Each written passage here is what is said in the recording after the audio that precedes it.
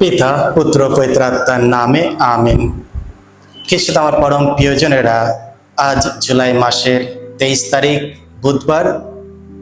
আজকের পবিত্র মঙ্গল সমাচার নেওয়া হয়েছে মতি রচিত মঙ্গল সমাচার থেকে 13 অধ্যায় 1 থেকে 9 পদ। সেদিন যিশু বাড়ি থেকে বেরিয়ে এসে সাগরের ধারে গিয়ে বসলেন। তার চারিপাশে বহু লোকের ভিড় জমতে লাগলো। তাই তিনি একটি নৌকায় গিয়ে বসলেন, আর সমস্ত লোকেরা দাঁড়িয়ে রইল সাগরের তীরে। তারপর তিনি নানা উপমা কাহিনীর মধ্য দিয়ে তাদের অনেক কথা বলতে লাগলেন। তিনি বললেন, একজন চাষি একদিন মাঠে বীজ বুনতে গেল। বোনার সময় কিছু বীজ পাথরের ধারে পড়ে গেল, আর পাখিরা এসে সেগুলি খেয়ে ফেলল। আবার কিছু বীজ পড়ল এমন সব পাথরের জায়গায় যেখানে কম মাটি ছিল, আর মাটি গভীর ছিল না বলে চারাগুলো দেখতে দেখতে গজিয়ে উঠল। কিন্তু সূর্য উঠলে সেগুলি রোদে ঝলসে গেল, আর শিকড় না থাকায় শুকিয়ে গেল। কিছু বীজ আবার পড়েছিল কাটা ঝোপে। কাটা গাছ বড় হয়ে চারাগুলোকে চাপা দিয়ে গেল।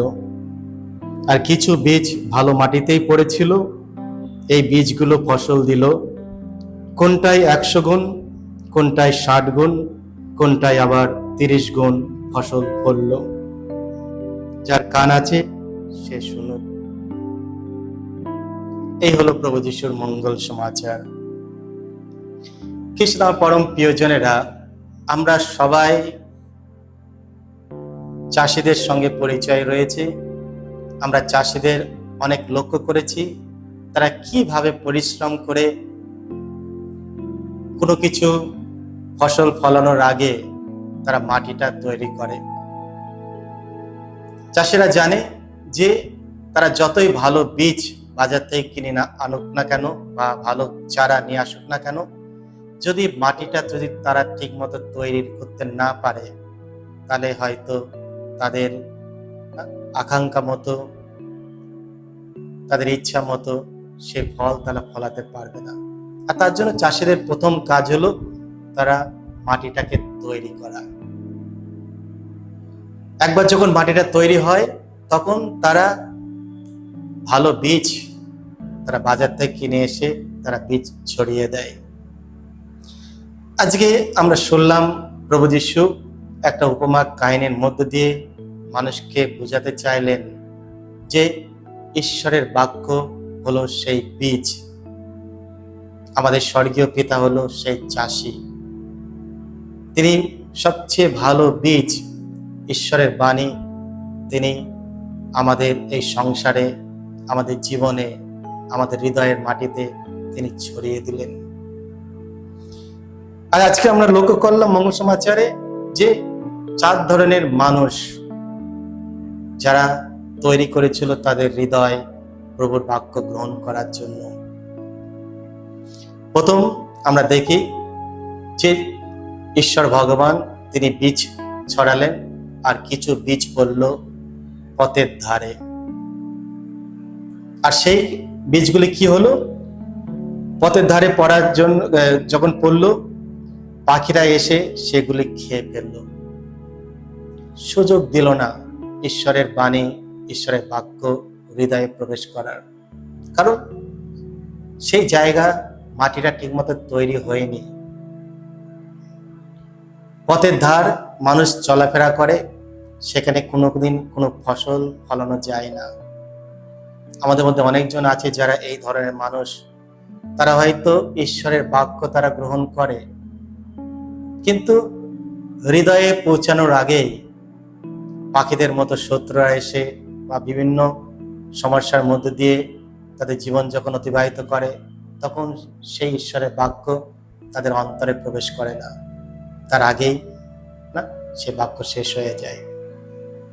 আবার আমরা দেখেছি চাষি কিছু বীজ ফেললো পাথরের ওপর, আর সেখানে কি ঘটনা ঘটলো? সে পাথরে কিছু মাটি ছিল, আর তার জন্য হয়তো সেই বীজটা একটু অঙ্কুরিত হলো, কিন্তু এখনো সেই প্রবলেম। সূর্যের আলো উঠতে উঠতেই সেই অঙ্কুরিত না সূর্যের তাপে ঝলসে গেল, এবং শেকড় না থাকায় সেটা শুকিয়ে গেল। কিছু তো আমার প্রিয়জনেরা, আমাদের মধ্যে অনেকজন রয়েছে যারা খুবই আনন্দে ঈশ্বরের বাক্য গ্রহণ করে, হয়তো তাদের হৃদয়েও সে বাক্য প্রবেশ করে, কিন্তু কিছুক্ষণের জন্য যখনই প্রবলেম জীবনে শুরু হয়, বিভিন্ন সমস্যা যখন শুরু হয়, সেই বীজ হৃদয়ের গভীরতা না যাওয়ায় না সঙ্গে সঙ্গে উধাও হয়ে যায়। কিভাবে উধাও হয়? সূর্যের তাপে। সূর্যের তাপের মতো আমাদের জীবনে অনেক কিছু হয়তো সমস্যা আসে, হয়তো সেই তাপ আমরা সহ্য করতে পারি না, সঙ্গে সঙ্গে সেই বীজ না ঝলসে যায়, সেই অঙ্কুরিত ঝলসে যায়। আর সেই ঈশ্বরের বাক্য হৃদয়ের গভীরে না যাওয়ায়, শেকড় না থাকায় সেটা শুকিয়ে যায়। আবার আমরা শুনলাম কিছু বীজ কোথায় পড়লো? কাটা ঝোপে। একদিকে কাটা গাছও বড় হচ্ছে, একদিকে না চারা গাছও বড় হচ্ছে, কিন্তু কাটা ঝোপটা কি করলো? সেই চারাগুলিকে না চেপে দিল। আমাদের মধ্যে অনেকজন আছে যারা হয়তো ঈশ্বরের বাক্য গ্রহণ করে, ঈশ্বরের বাক্য শুনে, বাইবেল পাঠ করে, ঈশ্বরের বাক্য হৃদয়ে গ্রহণ করে, কিন্তু সঙ্গে সঙ্গে আরো সংসারের দুশ্চিন্তা, অনেক চাপ, বিভিন্ন ধরনের সংশয়, বিচলিত, নিরাশা, বিভিন্ন জিনিস আমাদের জীবনে আসে, আর আমাদের সেই হৃদয়ের সেই অঙ্কুরিত গাছ চাপা দিয়ে যায়, সেটা বড় হতে দেয় না, ফসল ফলতে দেয় না। আবার আমরা লক্ষ্য করেছি যিশু বললেন যে কিছু বীজ আবার ভালো মাটিতে পড়লো, আর সেখানে না ইমিডিয়েট রেজাল্ট আমরা দেখতে পাই। কিছু বীজ 100 গুণ ফসল ফলালো, কিছু 60 গুণ, কিছু 30 গুণ, কিন্তু কিছু না কিছু ফসল ফলালো। কিসের জন্য ফললো? কারণ মাটিটা ছিল উর্বর, হৃদয়টাকে তৈরি করা হয়েছিল ঈশ্বরের বাক্য গ্রহণ করার জন্য। যে যেরকম ঈশ্বরের বাক্য গ্রহণ করে, সে সেরকম ঈশ্বরের বাক্যর ফল ফলাতে পারে না। আমরা এর মধ্যে দেখেছি চাষি একই বীজ তিনি ফেললেন, কিন্তু সেই বীজ কিছু জায়গায় 100 গুণ, কিছু 60 গুণ, কিছু 30 গুণ, এর মধ্যে পার্থক্য রয়েছে। একই বীজ, একই চাষি আর একই জমি, কিন্তু পার্থক্য কি? জমিটা তৈরি করা নিয়ে পার্থক্য।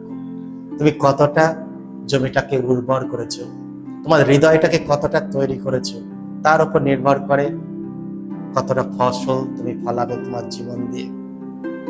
তাই এসো আমরা ঈশ্বরের বাক্যে আমরা একটু ধ্যান করি। ঈশ্বর ভগবান সবসময় তার বাক্য আমাদের শুনিয়ে থাকেন। আমরা যখন বাইবেল পড়ি, বাইবেল অনুধ্যান করি, না ঈশ্বরের বাক্য যখন শুনি, সে বাক্য আমাদের হৃদয়ে প্রবেশ করে। না আমরা যখন বাজার থেকে কোনো বীজ যখন নিয়ে আসি, আমরা বস্তায় রেখে দিই না। বস্তায় যদি রেখে দিই, সেখান থেকে কোনো ফল আমরা পাবো না, কারণ সেই বীজটাকে মাটিতে ছড়াতে হবে, তবেই আমরা সেই বীজ থেকে 160 বা 30 গুণ ফসল আমরা পাবো। তেমনি ঈশ্বরের বাক্য, ঈশ্বরের বাণী, বাইবেল যদি আমরা কিনে, যদি আমরা সিন্ধুকে রেখে দিই বা ঘরে রেখে দিই, যদি আমরা সেই বাক্য যদি না পড়ি, সে বাক্য যদি ব্যবহার না করি, সে বাক্য যদি আমরা হৃদয়ে গ্রহণ না করি, তাহলে হয়তো সে বাক্য ফল ফলাতে পারবে না। আর তার জন্য আমাদের সবাইকে না ঈশ্বরের বাণীতে মনোযোগ দিতে হবে, গ্রহণ করতে হবে, যাতে সেই বাক্য আমাদের হৃদয়ে প্রবেশ করে, গভীরতায় প্রবেশ করে, শেকড় গজায়, তার ফলে আমরা যেন ভালো ফল না আমরা দিতে পারি। আমরা জেরেমিয়া গ্রন্থে আমরা পড়েছি 17 অধ্যায় 7 থেকে 8, একটা সুন্দর বাক্য জেরেমিয়া বলছেন। তিনি বলছেন, আহা কেমন আশিসে ধন্য সেই মানুষ যে প্রভুতে ভরসা রাখে, যার ভরসা স্বয়ং প্রভু। সে যেন জলাশয়ের ধারে এমন গাছের মতো, যা নদীর দিকে বাড়ায় শিকড়। উত্তাপ এলেও সে ভয় পায় না, তার পাতা হয়ে থাকে সবুজ সতেজ। অনাবৃষ্টির সময়ও তার কোনো দুশ্চিন্তা নেই, তেমন গাছ ফল ধরায় বিরত থাকে না। তো আমাদের জীবন এই ধরনের হতে হবে, ঈশ্বরের উপর ভরসা রাখতে হবে। আমাদের শেকড় কোনোদিন শুকিয়ে যাবে না, আমাদের জীবনের সবুজ পাতা কোনোদিন শুকিয়ে যাবে না, সবসময় সতেজ থাকবে। অনাবৃষ্টির সময় না, আমাদের জীবনের সংসারের সময় না, সবসময় ফল ফলাবে। আর তার জন্য ঈশ্বরের ওপর ভরসা রাখতে হবে, তার বাণীর ওপর বিশ্বাস রাখতে হবে। বিশ্বাস নিয়ে ঈশ্বরের বাণীকে গ্রহণ করতে হবে আমাদের হৃদয়ে, যাতে আমাদের হৃদয়ে যেটা আমরা তৈরি করেছি, চাষিদের মতো উর্বর করেছি, সেখানে যেন সেই বীজের ফল আমরা যেন ফলাতে পারি। এসব আমরা একে অপরের জন্য প্রার্থনা করি, যাতে আমরা আমাদের এই জীবনযাত্রায়, আমাদের এই ধর্মের জীবনে, যাতে আমরা সবসময় ঈশ্বরের ওপর ভরসা রাখি, তার বাণীর ওপর যেন ভরসা রাখি, সেই বাণীকে আমরা যেন গ্রহণ করি এবং সেই বাণী অনুসারে আমরা যেন চলাফেরা করতে পারি, আমাদের জীবন দিয়ে ফল ফলাতে পারি। ঈশ্বর আপনাদের সকলকে আশীর্বাদ করুন। আজকের দিনটা ভালো যাক। সকলকে জয় যিশু।